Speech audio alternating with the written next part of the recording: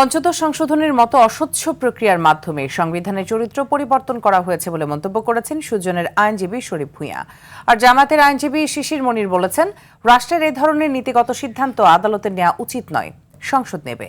মঙ্গলবার পঞ্চদশ সংশোধনীর আপিল শুনানিতে এসব কথা তুলে ধরেন তারা। কাল প্রধান বিচারপতি নেতৃত্বাধীন আপিল বেঞ্চে শুনানি করবে রাষ্ট্রপক্ষ। জিএম মাহমুদের রিপোর্ট।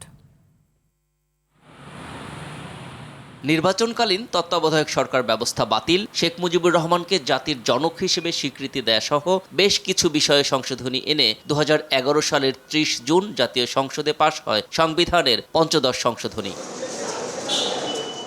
অন্তর্বর্তী সরকারের সময় এ সংশোধনী বাতিল চেয়ে করা দুটি রিটের রায়ে কয়েকটি বিধানকে অসাংবিধানিক ঘোষণা করে হাইকোর্ট। এতে তত্ত্বাবধায়ক সরকার ফেরার পথ খুললেও কিছু জটিলতা থেকে যাওয়ায় এর বিরুদ্ধে বিএনপি, জামায়াত ও সুজন সহ কয়েকটি পক্ষ পৃথক আপিল করে।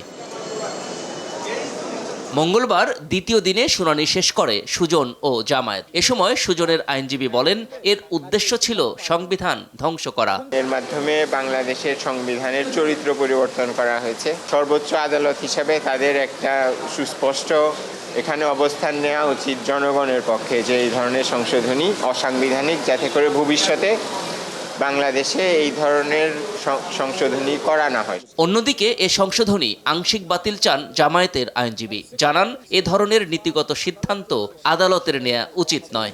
তত্ত্বাবধায়ক সরকার যদি না থাকে তাহলে ডেমোক্রেসি থাকে না। ডেমোক্রেসি না থাকলে সংবিধান, রাষ্ট্র, প্রতিযোগিতা সব কিছু ব্যাহত হয়।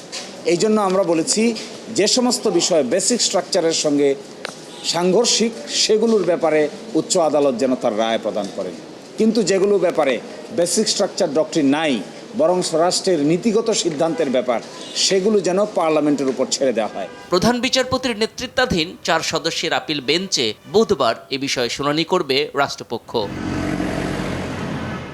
GM Mahmud, RTV, Dhaka.